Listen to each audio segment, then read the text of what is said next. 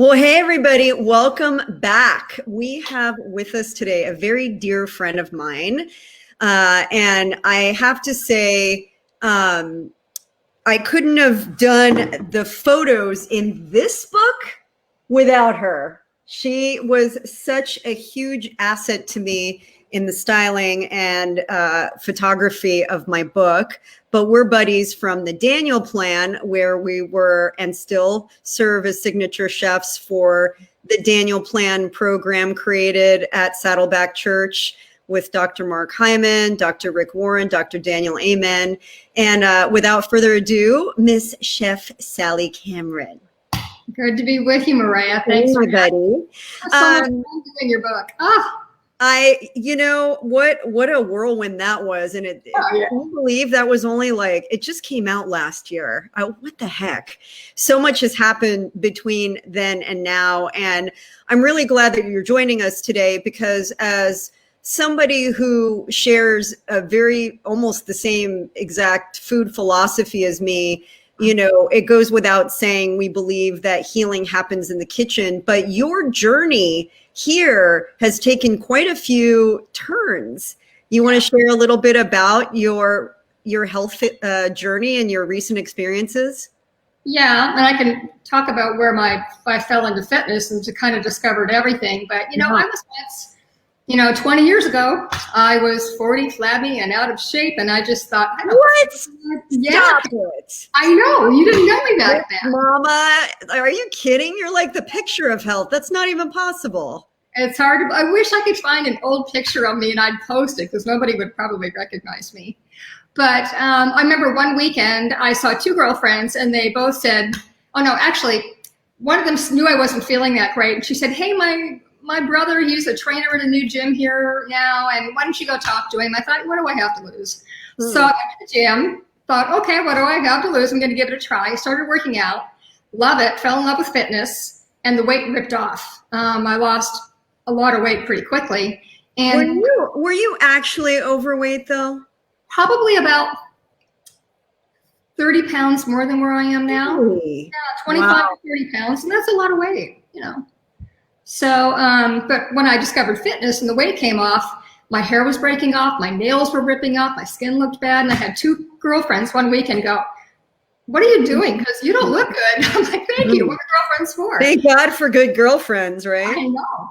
So I thought, they said you're not eating right. You're probably not getting enough protein. And sure enough, I sat down and really analyzed my diet and realized I wasn't fueling myself right for my new lifestyle of all the working out that I was doing for the fitness. Yeah. So that's where my passion for nutrition really started to kick in. And I realized the difference that it made for me.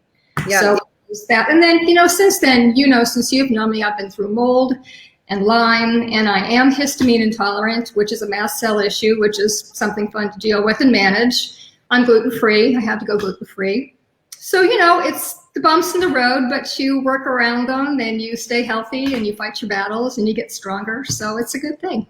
Do you feel like when you initially lost that weight and you got your food house in order, did you feel different just mentally and emotionally? Oh, yeah. I mean, first of all, you just have more energy. Yeah. You're, with not carrying that extra weight on your frame, you just feel better. You're lighter when you step, and your clothes fit better, and you're happier, and it's just all better. It's almost hard to explain. You just feel so much better when you aren't carrying extra weight that you don't need. I dare say, and I would love for you to find a picture, that you probably look younger now than you did then. Yeah, probably, I do. And I feel so much better about myself. Yeah. And, we're eating right. We eat healthy. It's always with everybody. It's that transition, and it's a journey that we're still all on together, and we're always learning and adding something new. So it's a continual thing. Did you feel like the change in your eating habits was something that was hard to accept initially? No, I just needed to focus more. I needed to think about it. Instead of mindless eating, it had to be mindful eating. Yeah. I had to really pay attention to what I was eating in the beginning. But when you make any change in the beginning, at the start, you have to think about everything. But after you get the pattern built into your life and you begin to think differently and make healthier choices, it becomes very natural and you don't think about it anymore. Mm-hmm. In fact, you look at the stuff that you used to eat and go, no, it doesn't even appeal to me anymore. I know, every once in a while, especially during COVID, like, I'm not going to lie, like my kid wants to go through the fast food line and get something. And every once in a while, I'll be like, let me have a French fry. I know, that's one or two French fries. I just feel the grease in my mouth. It's like, ugh. I don't know what it is. Like, have I become that? And I'm not saying that I don't have one or two every once in a while. I do. I would be a liar if I said I didn't, but I don't like how I feel when I do. You know what I'm saying? No, you don't. It tastes good for a few minutes and then you go, heck, why did I do that? So the idea of really retraining your taste buds, resetting what you crave is so real. So I know that, you in terms of how you live your lifestyle and, you really practice what you preach with the newer health issues that you've had. I know you went gluten-free. Are there any other modifications that you've had to make? Yeah, gluten-free was about 8 years ago now, so I've been gluten-free for quite a while. I did it kind of on a whim just to see how we would feel, and then my doctor threw in one of the blood tests at my annual blood work, and she went, "Oh, by the way, you've got gliadin antibodies in your blood, so you're officially non-celiac gluten sensitive." So being on that path has helped because So non-celiac, meaning you don't actually have celiac disease, which is like complete inability to break down gluten, but you're sensitive to it. So if you have it, you won't necessarily feel good afterwards. Oh no, I feel horrible. I blow up like a balloon. I feel like I've swallowed a basketball. I feel terrible. Usually I can sleep it off and then the next day I'll be better. Yeah. And the day after I should be okay. But yeah, I'm real careful. And even my husband even can't, he's not gluten sensitive as so much as I am, but he eats that way to eat with me. But every once in a while, he'll say, boy, a burger would be good. And he'll stop and go through In-N-Out or something. And then he eats that bun and he's just like, oh, he feels terrible later. So he pays the price, but and then he knows he gets back on the good track. Gotta go with the lettuce wrap. Yeah, he does that. He does that now. So I know today we're going to talk a little bit about pre and post workout fuel, because I think, when people that are watching are, fitness enthusiasts, or maybe you're even semi-professional or a professional athlete. And for all of us, we're about building our bodies up, but oftentimes we don't really know what to do when. So I'm really excited to hear what you have to share about that. Maybe let's talk a little bit about pre-workouts. Well, what you eat pre-workout is critical for good performance, and what you eat afterwards is important for, of course, healthy recovery. So, your nutrition really drives a lot for your workout. Mm-hmm. And, if you're going to spend the time working out, you want to make the most of that time investment. So you should think about feeding yourself healthy. I usually work out in the mornings, and I am not a big get up and eat a big breakfast and wait a few hours and then work out kind of a person. So a snack for me is a good way to go. And then experts also say you should eat, within 30 to 60 minutes after a workout to maximize your muscle growth, to maximize your lean body mass, your performance, your recovery. So, and then, eat a bigger meal later, but snacks can be a healthy way to get you through until when you want to eat a larger meal and really fuel yourself. Yeah, I think people get this idea that snacking is like a bad thing to do. And we're really talking, when we say snack, we mean not junk food snack. We mean a whole foods snack that has protein, a slow burning carbohydrate, good fats. So you're getting your macronutrients in with that snack. Yeah, snack is probably not the best of word. It's like a mini meal to keep you going, but you don't want to eat too much before a workout. You want to eat light and simple because, first of all, you don't want your energy digested for digestion. You want to keep your energy up for performing and for getting the most out of your workout. So eating light is important beforehand. And I made up a list for everybody, but you should wait 2 hours after a full meal is what experts say. You should wait 20, 30 minutes after a snack. And then you should eat within 30 to 60 minutes. And where I know that's true, not only for me, but for years I worked as a private chef for NHL players, hockey players, Russians, my Russian boys. And what I would do with them and for them is they would eat, their big breakfast in the morning. They'd wait, they go do a big strength training or whatever their workouts were for the morning. And they would always have a snack or a healthy snack with them for immediately following their workout. Yeah. And then once they got home, they would come home and I'd have a full spread of a big lunch for them and then they would chow down. But they always had fuel with them for pre and post workouts. Because their whole point in summer training was to gain, lose a little bit of body fat, probably they picked up between seasons, and then gain as much muscle and strength as they could. And you could just see it happen. It just works. I have to share something with you that happened to me. So, and I'm a fan of mini meals. I just don't have the ability physically to eat big meals. I just have never been that person. So I eat multiple times a day. And I had a mini meal, but whatever I ate, I worked out really hard and I felt so sick my whole workout. So I think it's really important to figure out what that meal should be for you as an individual. My son can eat that way and work out half an hour later. So it's a matter of your own metabolism. But how do you feel about, do you feel like you need to combine all the macronutrients into that mini meal before you work out, or can it be more just carbohydrate? What's the ideal macronutrient profile look like if you were to grab something before you work out? Before you work out, you want to focus on easy to digest carbs and some protein. A little fat's okay, but really it should be focused on easy to digest carbs and some healthy protein. Yeah. And afterwards, it's a different story. You can, you still need protein, you still need your healthy carbs, and a little bit of fat is fine after a workout. So that will digest easier and faster for you, and you won't be so full. Maybe what part of what you were going through was that your tummy was full, and you don't feel good trying to move and strength train or work out or run or walk or anything when your stomach's full. I'm that way too. You know what? Looking like this particular workout, it's the kind of workout that you go really hard for 50 minutes. So it's like when you go hard like that, and I know people out there watching can relate to this, when you go hard, it just doesn't matter. It kind of just feels like you're going to throw up regardless, right?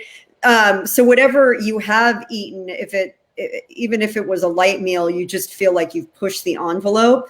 But if you tend to be an early morning workout person, you probably are not getting a full meal in. Maybe grabbing some sort of protein bar, making one at home that has, some good quick fuel with the carbohydrates and a little bit of protein mixed into it is a good way to go. And then really think about doing your full meal afterwards, like you suggested, I think is almost always the best way to go. Yeah. In fact, here's some ideas for healthy little mini meals or snacks that you can do before a workout that work out well. They're easy. Yeah. You can either have them at home in your fridge, or if you're going somewhere, you can put them into a little mini cooler with an ice pack and take them with you. Eat it at home and do the other one afterwards. But like a banana with 1 to 2 tablespoons of a nut butter. For me, it's cashew butter. I love cashew butter. A smoothie, raw cashew butter. A leftover mashed sweet potato with a little bit of Greek yogurt. Plain yogurt is good. And if you like it on the savory side, I'll chop up some fine fresh rosemary and mix it in, and it's so good. Ooh. Cottage cheese and fruit, that was my dad's favorite. Applesauce with a little bit of protein powder mixed in, and then put in some cinnamon or pumpkin spice this time of the year. What a great idea. I love that. Applesauce is such a great thing to always have as a fat replacement in baking too. Absolutely. Yeah. Mix in your protein powder and you've got simple to easy digest carbs, you've got your protein, and then a little spice just because it tastes good. A whole grain or a grain-free tortilla with like a slice of deli turkey in it to give you a little bit of both. That's a good one. And one tip on rolling, if you use, like I use gluten-free tortillas, most of the time I use the cassava tortillas. I like those. If you steam them for a couple of minutes, they roll really easy and they don't crack. They don't crack. Boy, the gluten-free ones, you got to be careful. Those babies crack easily. So just a little bit of heat. Yeah, steam works real well. Steam, So yeah. a couple of hard-boiled eggs and maybe like a small apple, or you can make egg salad, which is what we ate today after our morning workout. I did some egg salad for us. Or a little hummus and some whole grain crackers or some gluten-free crackers. Those are all easy and small and easy to digest, but will give you enough healthy fuel, a mini meal to get you going before your workout. Yeah, I like the hummus idea. And I have a recipe in the book for a sun-dried tomato hummus that has white beans in it, white beans and basil. So you can mix up the flavors a lot too, to just kind of get away from the traditional garbanzo bean hummus. Oh, yeah, I mean, there's so many things you can do with hummus. It's really great. It's one of our favorite things too. And I like starting the beans from scratch, and I do them in my Instant Pot in like 10 minutes. I mean, it's so simple to make hummus that way, and then you just puree it and go, and you're good. Does that help with the gas? Yeah, because you're basically pressure cooking. The pressure cooking, right? Some people, those complex sugars, they have a little bit more of a difficult time digesting them. But usually, if you've not eaten it and you get a little bit of wind, it's because your body is not used to digesting. Yeah. So if you keep up at it, your body's going to get more used to digesting. I'm like, yes, you're like wind. Natural energy. There we go. Wind energy. I know. That's true. So, so you're getting this in at ideally a couple of hours before. And if you're the kind of person, I'm going to default to my young athlete son, who is just, I think he could digest a carburetor if he ate it. That might be too far out, So for him, he needs to eat like a little bit closer or take a snack with him and play. He plays basketball, play a little bit, eat something, and then keep playing. Like, he needs stuff all the time. Yeah. Well, what it depends on is not only your body, it depends on the duration and the intensity and what you're putting yourself through with workouts, because we all do so many different kinds of workouts, and a lot of times you're mixing them up and doing different things anyway. So it's going to depend on what you need and what works for you. So you have to learn what fuels you well. What do you think about pre-workout drinks? I'm really picky with ingredients, just like you are, and so many of them I don't really care for the ingredients. I would rather make my own. I mean, even if you keep it simple, water, almond milk, some protein powder, I still feel like you're better off making your own. That way you're avoiding preservatives or additives or things that might bug you. But, there's new stuff coming out on the market all of the time. And there's a lot of great products out now that there didn't used to be. And energy bars is a perfect example. But all I can say is read labels like a hawk and be very sure about your stuff. Yeah, and I would be really wary of drinks. Again, I've been talking about sugar a lot today, but really be wary of drinks that disguise themselves as energy drinks and all they are basically sugar water, or have artificial ingredients and colors and additives. Okay. It's just, you're basically undoing any good that you're potentially trying to do to your body. It's not worth it. I think, a pre-workout banana, with some potassium or coconut water, is probably going to do a lot more for you than, I'm not going to say the name, but some of the commercial drinks out there. Yeah, that are like screaming orange and screaming fluorescent purple and yellow. And every time I see people drinking those, I want to go up and take it out of their hands and say, please don't do that. I know. And they're so popular with the young kids, though. It's almost like, you're wearing the right brand, you're drinking the right thing. You know what I mean? And it's become so ingrained in athletes' minds that that's what you should be drinking, because they pay a lot of money to sponsor athletes, but not the best. I know. Even if you do something as simple as put a little bit of a banana, like you said, with some coconut water. And also, if you're going to buy coconut water, and I love coconut water, but be sure it doesn't have any added sugar. Coconut water is naturally high in sugar, but look for a low sugar brand that's naturally low. And even if you just blend that into something fairly fluid and drink it beforehand, you'll feel great, and you don't get all the unhealthy garbage that comes in the commercial brands. Totally. And the other thing with working out, and I know you have to stay hydrated, so be hydrated. And if you're doing a high sweat workout, then be sure to get your electrolytes replenished too. Yeah, I am literally, because it's been a hectic day, but a wonderful day. I've just been hydrating like crazy, and I freeze lemon. We have a lemon. We're lucky enough to have a lemon tree, but I take lemon slices and I just cut them up and put them in some wax paper and freeze them. And so in the morning, or when I just need a little thing of flavor, I throw one in, make ice cubes with cucumber, mint, like just keep it fresh, but keep hydrating. You just need that water. Oh, absolutely. And like when we use an electrolyte powder, one of the companies that we use a lot of their supplements. And so they have a really good electrolyte powder, and I'll put a scoop in my, my workout bottle that I use.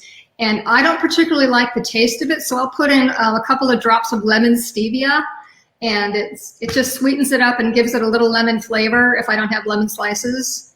And it's just really good. But those drops are great. Yeah, I wanted to just share a couple of comments real quick. Angela says, it's amazing how easy life can be when you get your food house in order. Amen to that. And going through life with so many food sensitivities ruined many days and special events. It's sad and it's hard because I know what you mean. And this topic is amazing for people who are just figuring out that it is the food that is messing them up, even if their food issues are different than other people's challenges. Thank you so much for saying that, Angela. I couldn't agree with you more. And I think even if you are not afflicted with it, there's probably somebody in your family that is. I have had that experience many times where somebody in my family is having extreme sensitivities, and just understanding what triggers might be there is really empowering.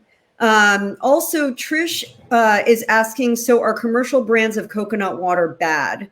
I don't think that's what you said. I think, Sally, you said just be wary if they're adding things to it, right? Right. If they're flavoring it or if they're adding sugar, just flip the back over and make sure there's nothing there but coconut water. And what's really interesting is that what I found in comparing brands, some of them were higher than others. And I think I found one that maybe had 8 grams of natural sugar, and that's okay because your body knows what to do with natural sugar. It's the added sugar you have to be really concerned about. So just read some labels and see which one you can find, and it's good. Coconut water is really tasty. Yeah, that's a great point. It is really tasty, and I think when we kind of default to nature for the answer, I always say less is more. The less ingredients on a label, the better. Or, better yet, if there's no label at all, if you can get that from a banana in its own natural, beautiful label, wrapper, I should say, even better. But I think it's common sense ensues here, where the longer the list, maybe the more you got to go, I don't know. Oh, yeah. And if you can't pronounce the names, or you can't, they're like spelled this long, it's probably not going to be good for you.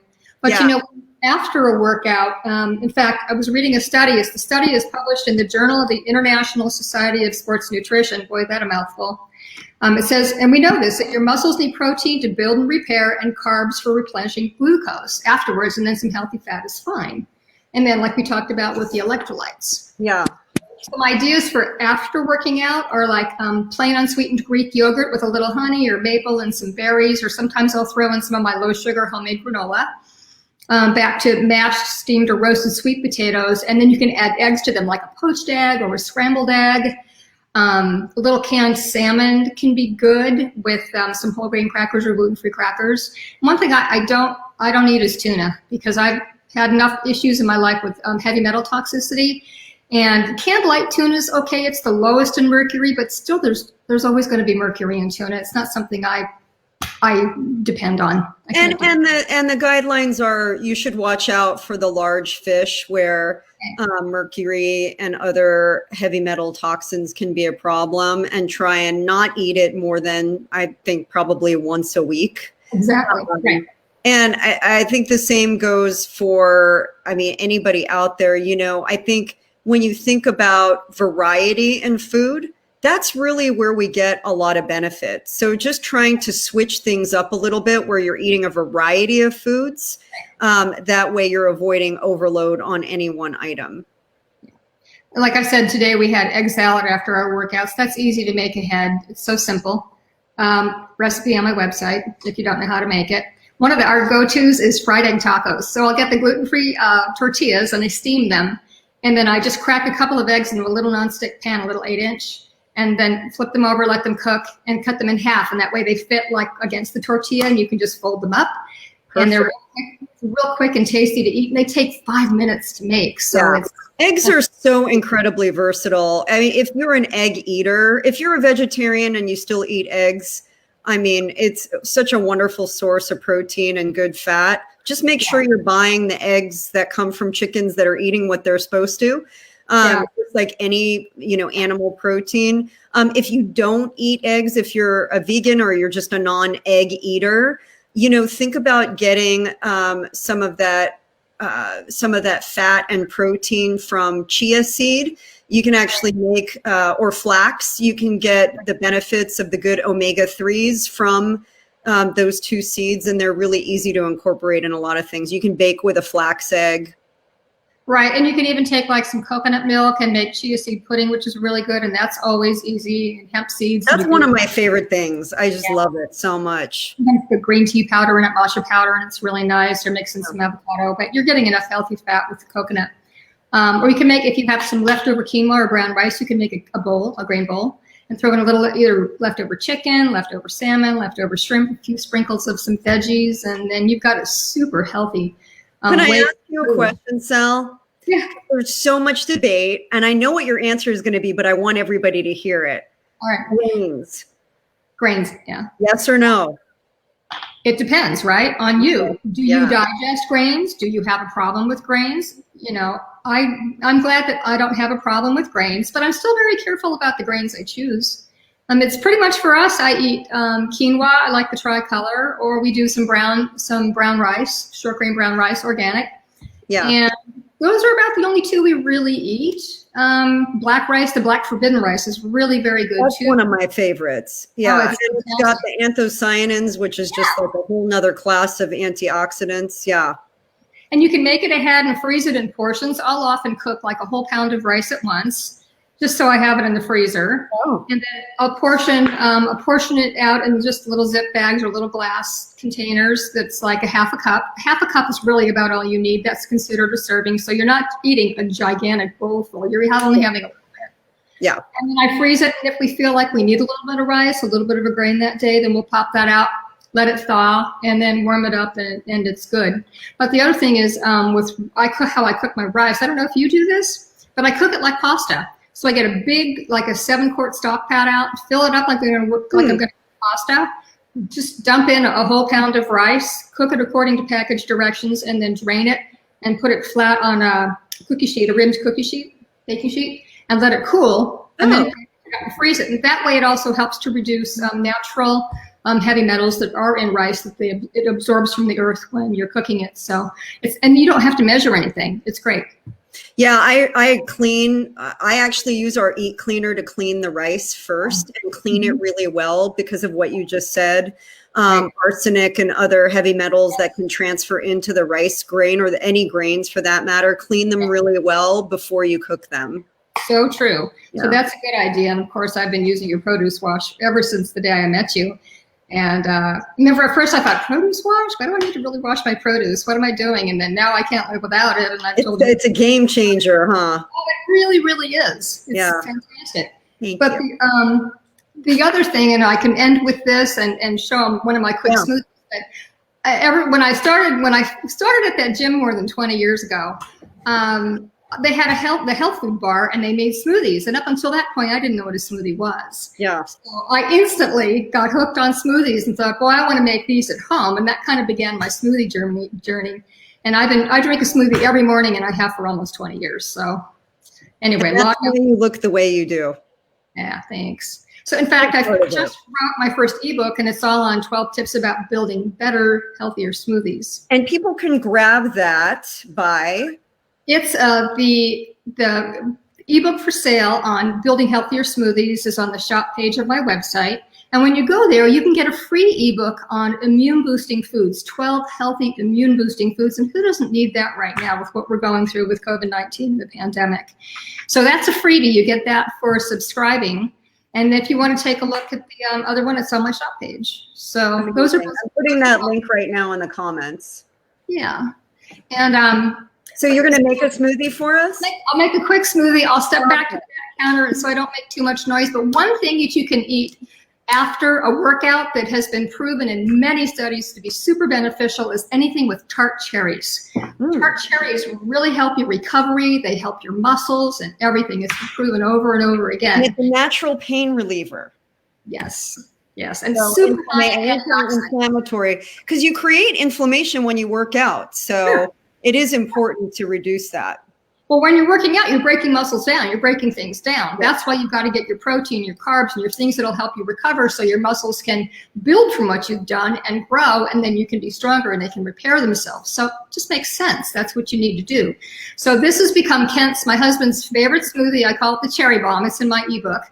And I use frozen tart cherries and cherry powder because they have found that using both cherry powder, which is concentrated, and it's about the color of your shirt. It's like flaming fuchsia pink. Yeah. And or a tart cherry concentrate, which you can also use, are both great after workout. So this is one of our current smoothies right now. So let me just grab that real quick. Awesome.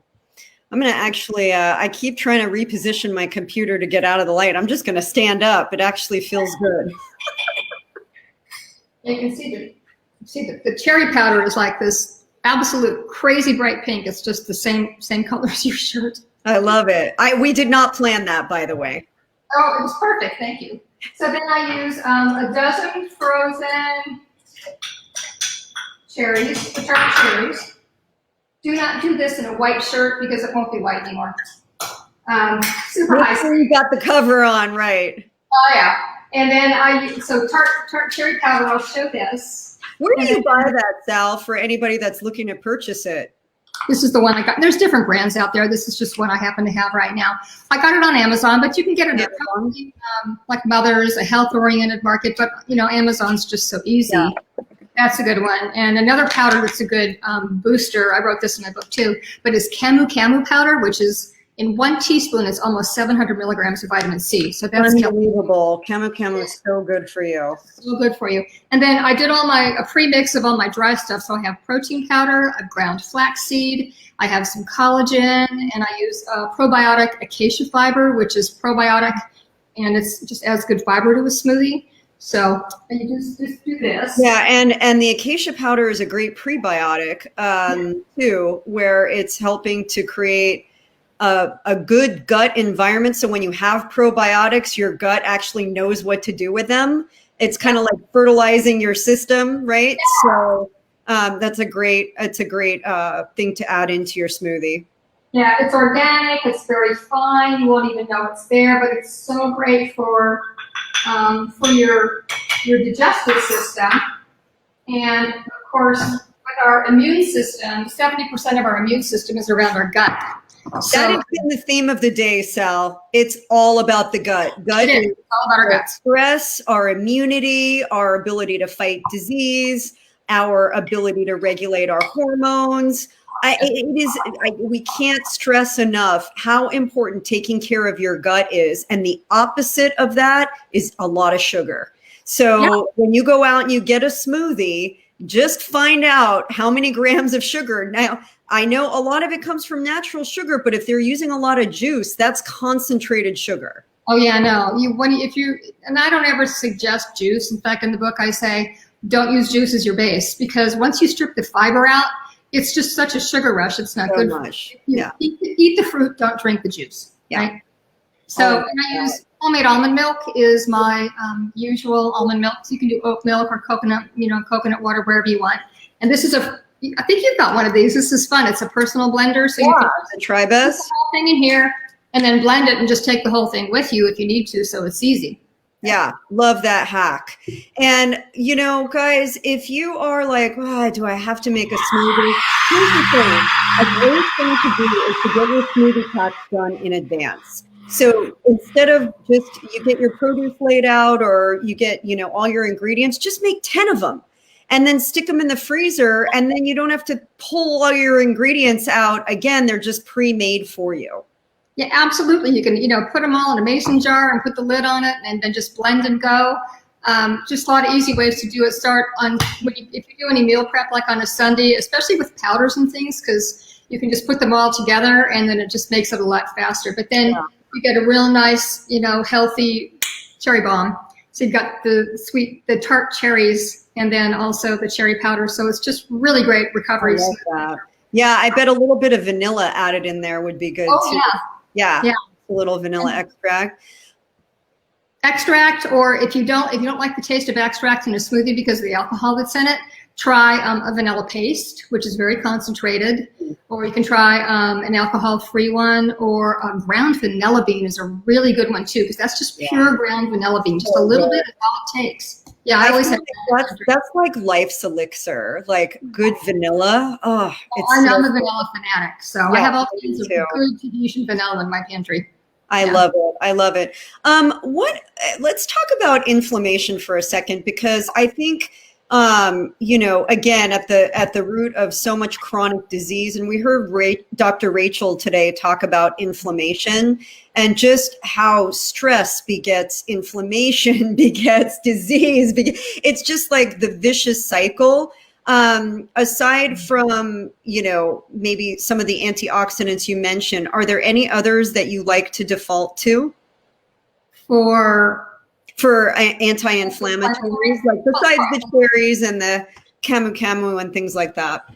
Anything. Antioxidants are always going to be a huge part of reducing inflammation. And you talked about stress.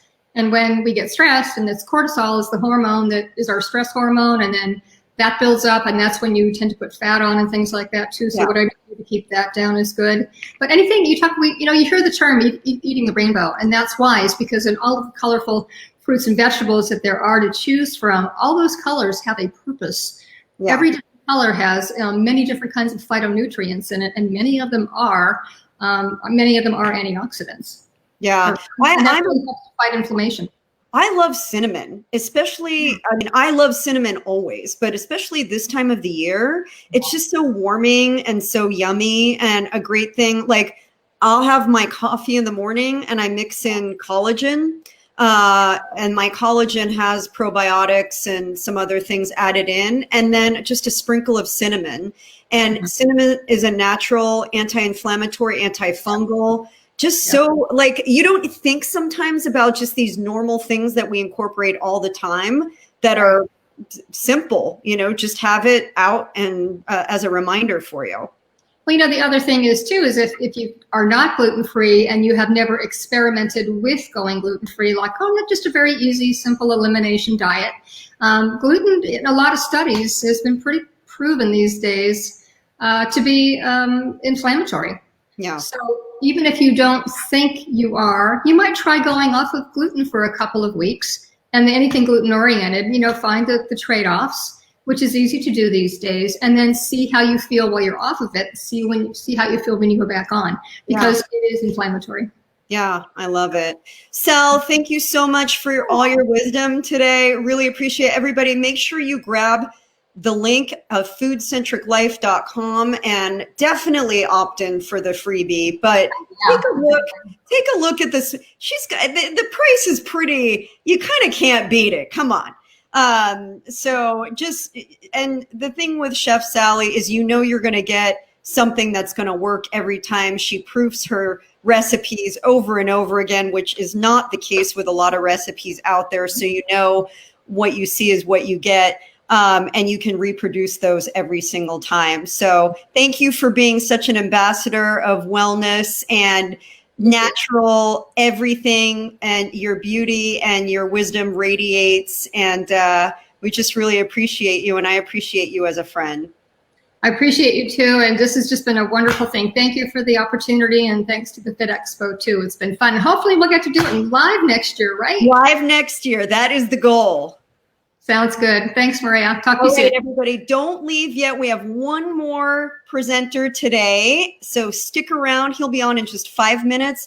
We have one of the George Foreman sons, okay? There's a lot of GFs, but he just happens to be the big whale, so make sure you stick around. Bye.